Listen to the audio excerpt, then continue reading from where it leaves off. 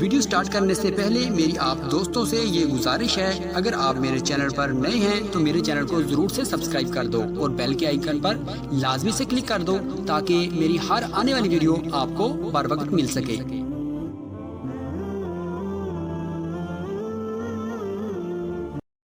استغفار کی بہت برکت ہے، بہت برکت ہے۔ حضرت حسن بصری رحمت اللہ علیہ کے پاس ایک آدمی آیا، اس نے آیت کی شکایت کی کہ حضرت فقر و فاقہ بہت ہے، آمدنی کم ہے، جس کی وجہ سے گھر میں بہت تکلیف ہوتی ہے، گزارا بہت مشکل سے ہوتا ہے۔ تو حضرت حسن بصری رحمت اللہ علیہ نے کہا استغفار کرو۔ تھوڑی دیر کے بعد دوسرا آدمی آیا، اس نے کہا کہ حضرت بارش نہیں ہوتی ہے، قحط سالی کا زمانہ ہے۔ حضرت نے کہا استغفار کرو۔ تھوڑی دیر کے بعد تیسرا آدمی آیا، اس نے آ کر کے کہا کہ حضرت اولاد نہیں ہوتی ہے۔ حضرت نے کہا کہ استغفار کرو۔ ایک آدمی قریب کے اندر میں بیٹھا ہوا تھا، اس نے کہا کہ حضرت 3 آدمی آپ کے پاس آئے، تینوں کی شکایتیں الگ الگ تھیں۔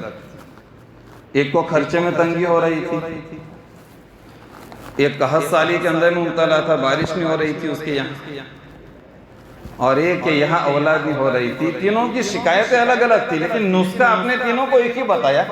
بیماری تینوں کی الگ الگ تھی، لیکن علاج آپ نے اور دوا آپ نے ایک ہی دی، سب کو ایک ہی لفظ کا استغفار کرو۔ حضرت نے فرمایا آپ نے سوچا، تو جب بندہ استغفار کرتا ہے تو استغفار کی برکت سے اس کے گناہ ایسے معاف ہو جاتے ہیں جیسے اس نے گناہ کیا ہی نہیں۔ بسم اللہ الرحمن الرحیم۔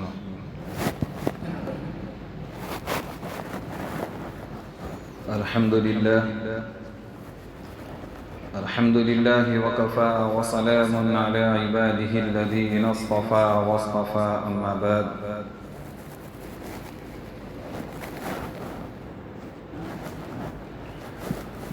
فقد قال الله تبارك وتعالى في القرآن المجيد والفرقان الحميد: أعوذ بالله من الشيطان الرجيم، بسم الله الرحمن الرحيم.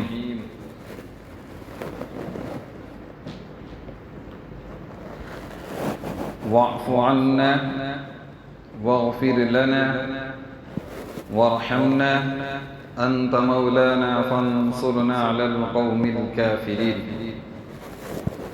صدق اللہ مولانا العظیم۔ ایک مرتبہ درود شریف پڑھ لیجیے۔ اللہم صلی علی سیدنا و نبینا و شفیعنا و حبیبنا مولانا محمد مبارک وسلم۔ عزیز و دوستو، آیت کریمہ آپ حضرات کے سامنے تلاوت فرمائی، یہ سورہ بقرہ کی آخری آیت ہے، جو ایک دعا ہے اور بہت ہی بہترین اور بہت ہی جامع دعا ہے۔ اس دعا کے سلسلے میں کچھ باتیں پچھلی جمعہ کو بیان ہوئی تھی۔ بتایا گیا تھا کہ انسان گناہوں کا پتلا ہے، انسان سے گناہ ہو جاتے، اس لیے کہ انسان ایسی مخلوق ہے جس کے اندر میں اللہ تبارک و تعالیٰ نے دونوں چیزیں رکھی ہیں، گناہ کا مادہ بھی رکھا ہے اور نیکی کا مادہ بھی رکھا ہے۔ اور فرشتے ایک ایسی مخلوق ہے جس کے اندر میں صرف نیکی کا مادہ ہے، گناہ کا مادہ فرشتوں کے اندر میں نہیں، اس لیے فرشتوں سے کبھی گناہ ہوتے ہی نہیں، اس لیے کہ اللہ تعالیٰ نے وہ مادہ ان کے اندر میں رکھا ہی نہیں، وہ نورانی مخلوق ہے۔ تو فرشتوں سے کبھی گناہ صادر نہیں ہوں گے، سب نیکی کے کام ہی صادر ہوں گے، اس لیے کہ ان کی پیدائش میں، ان کی خلقت کے اندر میں گناہ کا مادہ ہی نہیں۔ اور انسان ایک ایسی مخلوق ہے جس کے اندر میں اللہ نے دونوں مادے رکھے ہیں، گناہ کا بھی مادہ رکھا ہے اور نیکی کا بھی مادہ رکھا ہے۔ بہت سی مرتبہ انسان سے گناہ ہو جاتے ہیں، انسان سے گناہ ہو جاتا ہے۔ اللہ کے نبی صلی اللہ علیہ وسلم کی ایک حدیث پچھلی جمعہ بیان فرمائی تھی، کل بنی آدم خطاؤن، کہ ہر انسان گنہگار ہے، وخیر الخطائین التوابون، او کما قال علیہ الصلاۃ والسلام، لیکن بہترین گنہگار وہ ہے جو گناہ کرنے کے بعد توبہ کرے۔ حدیث کا مفہوم کیا ہے؟ اللہ کے نبی صلی اللہ علیہ وسلم نے بیان فرمایا کہ ہر انسان گنہگار ہے، انسان اس سے گناہ ہو جاتا ہے، لیکن بہترین گنہگار کون ہے؟ جو گناہ ہو جانے کے بعد یا گناہ کرنے کے بعد توبہ کرے۔ اللہ تعالیٰ کو وہ بندہ بہت پسند ہے جو گناہ کرنے کے بعد توبہ کرتا ہے۔ جو لکھا ہے حدیث کے اندر میں، جس کا خلاصہ یہ ہے کہ جب بندہ گناہ کرتا ہے اور گناہ کرنے کے بعد اللہ تبارک و تعالیٰ سے معافی مانگتا ہے، اللہ تعالیٰ کے سامنے توبہ کرتا ہے، تو اللہ تعالیٰ اس بندے سے بہت خوش ہوتے ہیں، بہت خوش ہوتے ہیں۔ اور اس کی مثال اللہ کے نبی صلی اللہ علیہ وسلم نے اس طریقے سے بیان فرمائی کہ ایک آدمی جنگل کے اندر میں سفر کر رہا ہے اونٹ کے اوپر، اور اس کا پورا سامان، اس کا پورا خرچہ سفر کا، اس کی پوری ضروریات، اس کا کھانا، اس کا پانی، ساری چیزیں اس اونٹ کے اوپر لدی ہوئی ہیں۔ دوپہر کے وقت تھوڑی دیر آرام کرنے کے لیے اترتا ہے اور اس کی آنکھ لگ جاتی ہے۔ تھوڑی دیر کے بعد جب اس کی آنکھ کھلتی ہے تو وہ دیکھتا ہے کہ اس کا اونٹ غائب۔ ظاہر بات ہے، جنگل کے اندر میں اکیلا آدمی ہے، کھانا پینا، اس کا پورا سامان، اس کے روپیے، اس کے پیسے، اس کی ساری ضروریات اس اونٹ کے اوپر لدی ہوئی ہے، لیکن اونٹ غائب، مع ساز و سامان کے۔ ابھی آدمی پریشان ہو جاتا ہے، اپنے اونٹ کو تلاش کرنے کے لیے نکلتا ہے، ڈھونڈتا ہے، لیکن کہیں اس کو اونٹ نظر نہیں آتا، مایوس ہو جاتا ہے۔ اور مایوس ہو جانے کے بعد وہ ایک جگہ کے اوپر جا کر کے تھک کر کے عاجز آ کر کے نا امید ہو کر کے بیٹھ جاتا ہے، اور اتنے میں اس کی آنکھ لگ جاتی ہے۔ تھوڑی دیر کے بعد جب اس کی آنکھ کھلتی ہے دوبارہ تو دیکھتا ہے کہ وہ اونٹ مع ساز و سامان کے اس کے سامنے موجود ہے، کھڑا ہے، آ گیا واپس۔ اندازہ لگا اس انسان کو کتنی خوشی ہوگی۔ اور اللہ کے نبی صلی اللہ علیہ وسلم نے مزید آگے بیان فرمایا، جس کا خلاصہ یہ ہے کہ سامان سے بھرے ہوئے اونٹ کے مل جانے کی خوشی کے اندر میں وہ انسان اتنا خوش ہو جاتا ہے، اتنا خوش ہو جاتا ہے کہ ہوش کھو بیٹھتا ہے اور یہ کہہ دیتا ہے کہ اے اللہ، تو میرا بندہ ہے، میں تیرا رب ہوں۔ یہ کہہ دیتا ہے مارے خوشی کی، یعنی اس کو کوئی ہوش نہیں رہتا، اتنا وہ انسان خوش ہو جاتا ہے۔ اللہ کے نبی صلی اللہ علیہ وسلم نے مثال دی کہ اس کی خوشی کا یہ عالم رہتا ہے کہ وہ بے تحاشا اس کی زبان سے یہ الفاظ مارے خوشی کے نکل جاتے ہیں کہ اللہ، تو میرا بندہ ہے اور میں تیرا رب ہوں۔ اللہ کے نبی صلی اللہ علیہ وسلم بیان فرماتے ہیں کہ اللہ تبارک و تعالیٰ کو اس انسان سے بھی زیادہ خوشی ہوتی ہے جب بندہ گناہ کرنے کے بعد توبہ کرتا ہے۔ اندازہ لگو اللہ کتنا خوش ہوتا ہے۔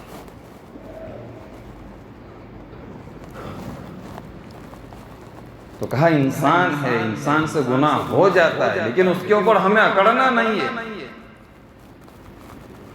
دونوں چیزیں بیان فرمائی ہے، گناہ کرنے کے بعد شرمندگی ہونی چاہیے، ندامت ہونی چاہیے کہ اللہ مجھ سے گناہ ہو گیا۔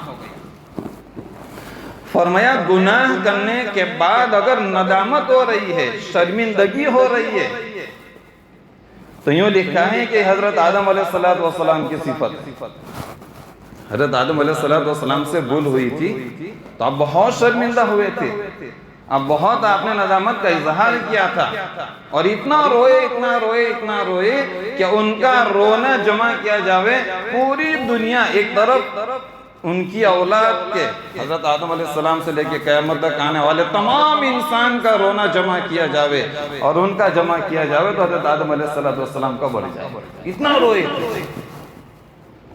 تو یوں لکھا ہے ہمارے بزرگوں نے کہ گناہ ہو جانے کے بعد اگر انسان شرمندہ ہوتا ہے، اس کو ندامت ہوتی ہے، تو یہ حضرت آدم علیہ السلام کی صفت ہے۔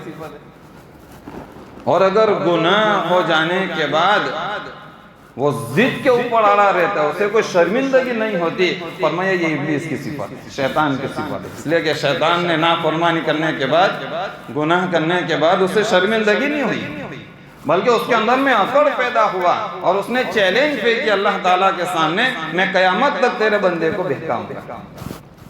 تو گناہ ہو جانے کے بعد، گناہ کرنے کے بعد اپنے اندر میں اکڑ پیدا کرنا یا اس گناہ کے اوپر اڑے رہنا یا ضد کے اوپر پڑ جانا، یہ ابلیس یعنی شیطان کی صفت ہے۔ اور گناہ ہو جانے کے بعد شرمندگی کا ہونا، یہ انبیاء علیہ السلام یا حضرت آدم علیہ السلام کی صفت ہے۔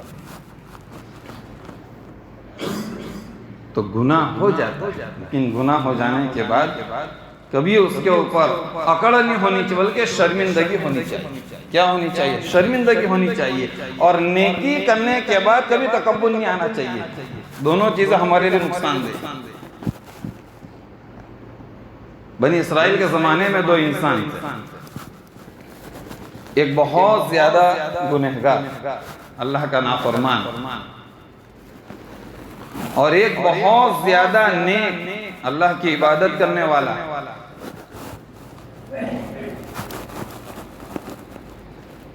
ایک مرتبہ وہ گنہگار انسان جو اللہ کا نافرمان تھا، وہ جنگل کے اندر میں جا رہا تھا۔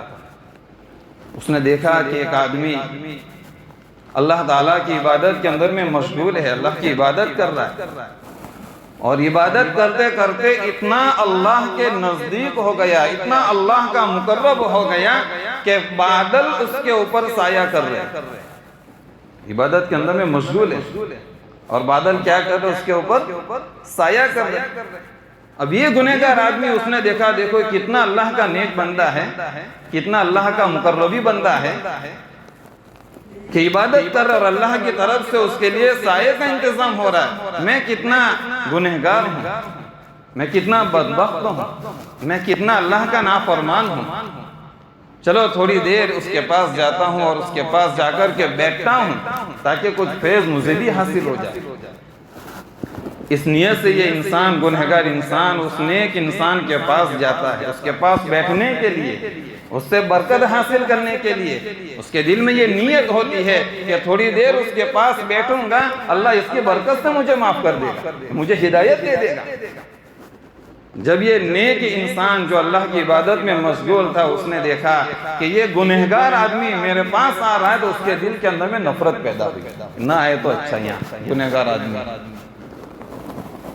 غیب سے آواز آئی، اور آواز یہ آئی کہ اب دونوں انسان نئے سرے سے اپنی زندگی شروع کرو۔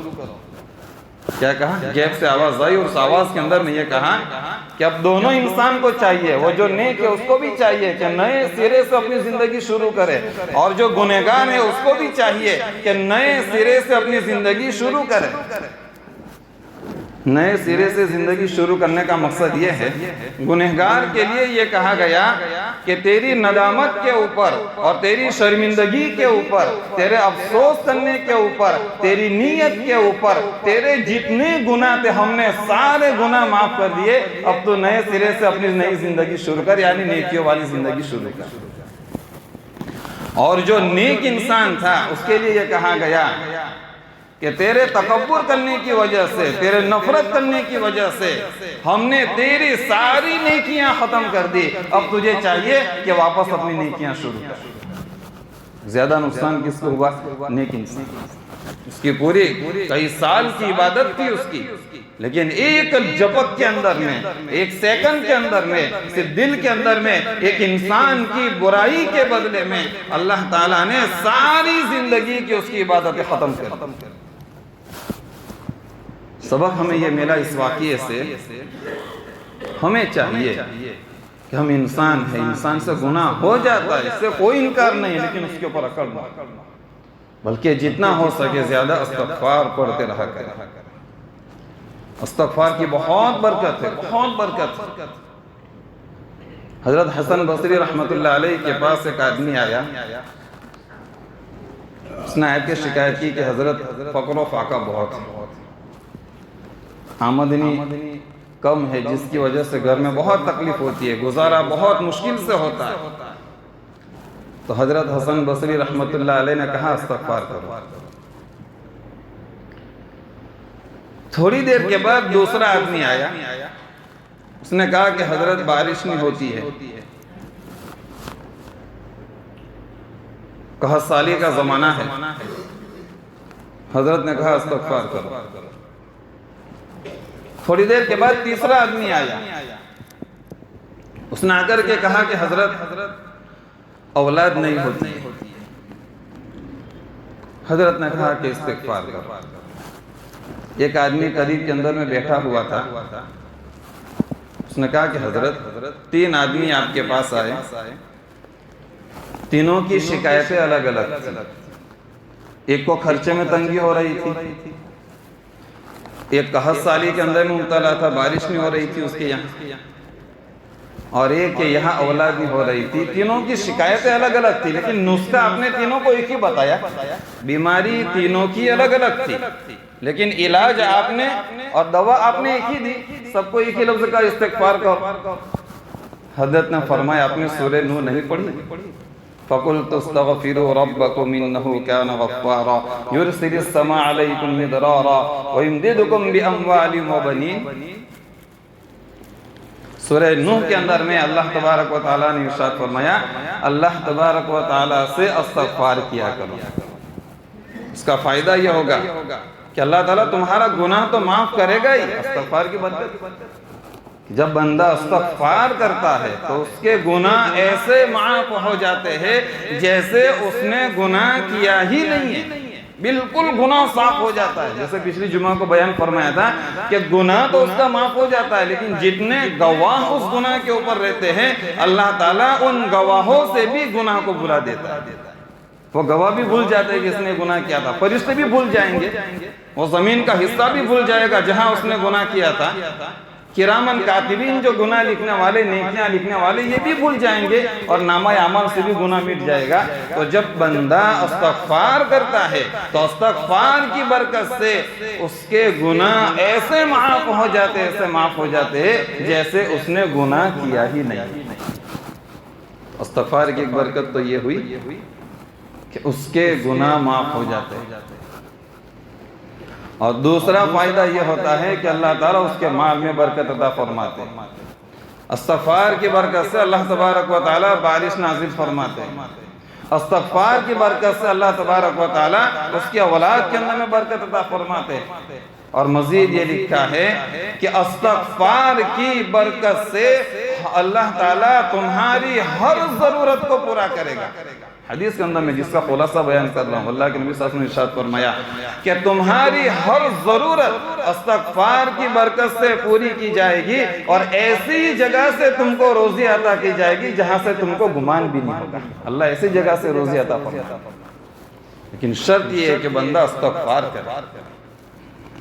اور مزید یہ لکھا ہے اللہ کے نبی صلی اللہ علیہ وسلم نے ارشاد فرمایا، قرآن کریم کی آیت ہے، اسی کے ضمن میں اللہ کے نبی صلی اللہ علیہ وسلم نے ارشاد فرمایا کہ اللہ تبارک و تعالیٰ اس وقت تک عذاب کو نازل نہیں فرمائیں گے جب تک آپ اپنی قوم کے اندر میں موجود ہیں، یعنی جب تک اللہ کے نبی صلی اللہ علیہ وسلم موجود ہے، آپ اس دنیا کے اندر میں حیات ہے، اللہ تبارک و تعالیٰ آپ کی قوم کے اوپر، آپ کی امت کے اوپر کبھی عذاب نازل نہیں فرمائیں گے، اور آپ کے جانے کے بعد جب تک یہ استغفار کرتی رہے۔ جب تک بندہ استغفار کرتا رہے گا اللہ کا عذاب اس قوم کے اوپر نازل نہیں ہوگا۔ ہماری ساری پریشانیاں، ہماری ساری مشکلات کا حل اللہ تبارک و تعالیٰ نے استغفار کے اندر میں رکھا ہے۔ ہم کرے تب نماز پڑھے پہلے تو 5 وقت کی، اور اس کے بعد استغفار کرتے رہے، انشاءاللہ ہماری ہر ضرورت اللہ تعالیٰ پوری فرمائے۔ بنی اسرائیل کے ایک آدمی کے سلسلے میں لکھا ہے اس نے 99 قتل کیے، 99، لیکن دل کے اندر میں توبہ کرنے کا ایک ولولہ تھا، افسوس تھا گناہ کے اوپر، میں نے بہت گناہ کیے، 99 آدمیوں کا قتل کرنا بہت عظیم اور بہت بڑا گناہ۔ ایک عابد کے پاس گیا، عابد یعنی عبادت کرنے والا، اس کے پاس گیا، جا کر کے کہا کہ میں نے بہت بڑا گناہ کیا، اور بڑا گناہ یہ ہے کہ میں نے 99 آدمیوں کو قتل کیا، اب میرے لیے نجات کا، چھٹکارے کا کوئی راستہ ہے؟ اب چونکہ عابد ہوتا ہے، مسائل سے اتنی واقعیت اس کو ہوتی نہیں۔ اس نے کہا کہ تو نے بہت بڑا گناہ کیا ہے، بہت بڑا جرم کیا ہے، 99 قتل تو نے کیے ہیں، جہاں تیری کبھی مغفرت ہو ہی نہیں سکتی، تیرا اب کوئی راستہ نہیں ہے، توبہ کے سارے راستے تیرے بند۔ اس کو غصہ آیا، اس کو بھی ختم کر دیا، 100 پورے کر لیے، لیکن دل کے اندر میں ایک جذبہ تھا، دل کے اندر میں ندامت تھا، افسوس تھا، کسی طریقے سے مجھے توبہ مل جاوے۔ کسی نے کہا کہ آپ فلانی بستی کے اندر میں جائیے، ایک بہت بڑا عالم رہتا ہے، وہاں آپ چلے جائیے، ہو سکتا ہے وہ آپ کے لیے کوئی راستہ نکال دے توبہ کا۔ اب یہ توبہ کی نیت سے اپنی بستی سے نکلا، اس عالم کو ملنے کے لیے، آدھے راستے میں پہنچا اور اس کا انتقال ہو گیا۔ وہ بستی تک پہنچا نہیں تھا جہاں وہ عالم رہتے تھے، آدھے راستے میں پہنچا، اس کا انتقال ہو گیا۔ اب دونوں فرشتہ آ گئے، عذاب کے فرشتہ آئے، کہا ہم اس کو لے جائیں گے، اس لیے کہ اس نے 100 قتل کیے ہیں، اور رحمت کے فرشتہ آئے اور کہا کہ ہم اسے جنت میں داخل کرائیں گے، اس لیے کہ اس نے توبہ کی نیت کی۔